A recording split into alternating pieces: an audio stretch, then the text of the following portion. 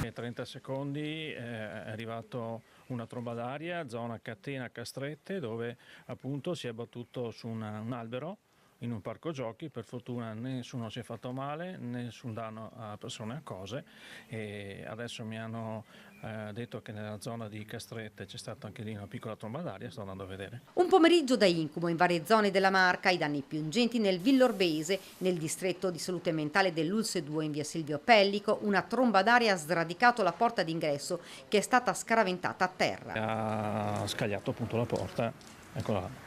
Certo che per togliere una porta, voglio dire, vuol dire che aveva un'intensità abbastanza forte. 30 secondi di una vera tromba d'aria. Non solo, ma 4 mezzi in dotazione dell'Ulse 2 sono stati letteralmente bersagliati da pezzi di metallo e ferro che sono volati a causa del forte vento, finendo contro le vetture, mandando in pezzo vetri e danneggiando le carrozzerie.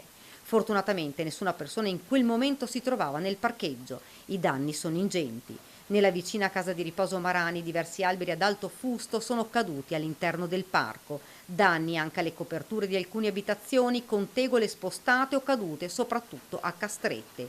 In via Boccia del 24 un albero è caduto in un parco pubblico e sono dovuti intervenire i vigili del fuoco per rimuoverlo. Un grosso pino ha rischiato di finire sopra delle vetture. E mia mamma è venuta dalla finestra della cucina e ha detto che era caduto il pino, anche perché mia sorella era andata per spostare la macchina giusta in tempo e l'albero è caduto.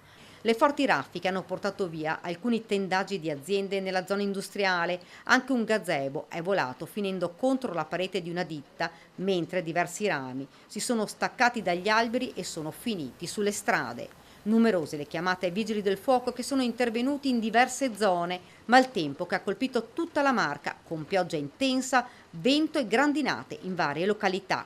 Colpiti soprattutto i territori di Montebelluna, Signoressa, Drevignano, Paese. A San Biagio una quindicina di minuti di tempesta ha imbiancato il territorio. A Silea e Salgareda campi agricoli devastati, agricoltori disperati, maltempo che in un pomeriggio ha distrutto molte coltivazioni.